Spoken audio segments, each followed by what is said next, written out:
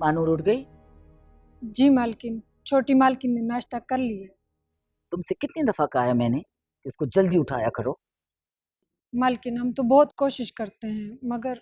अच्छा जाओ। जी मालकिन। गुड मॉर्निंग अम्मा जानी। Good morning. तो जवाल का वक्त है मानूर। कोशिश करती हूँ। जब से कॉलेज छोड़ा है सुबह आँख नहीं खुलती, रात को भी देर से नींद आती है।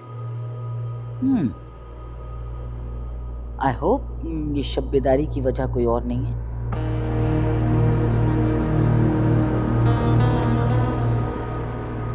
अगर कोई और वजह होती तो मुझसे पहले आपको पता होती।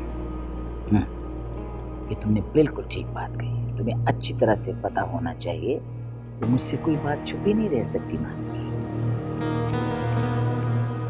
जी, आपने बुलाया था? हाँ, बुलाया था। तुम्हें मालूम है ना कि तुम्हारी बचपन में ही मैंने आबिद खान से बात पक्की कर दी थी।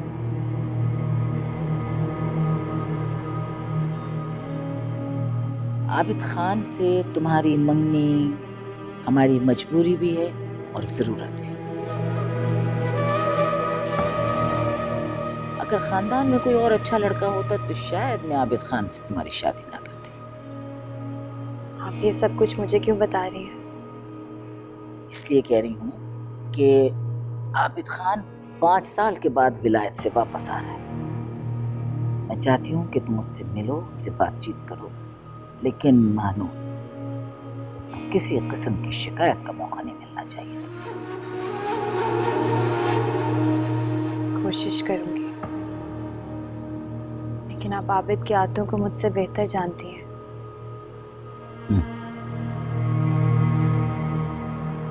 इसीलिए मैंने उसे विलायत भेजा था कि शायद वहां पर जाकर वो कुछ ग्रूम हो जाए और उसकी पर्सनैलिटी अच्छी हो जाए।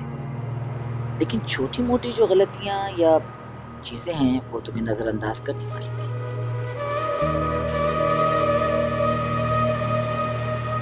जी, पूरी कोशिश करूंगी कि आपको शिकायत का मौका नहीं मिले।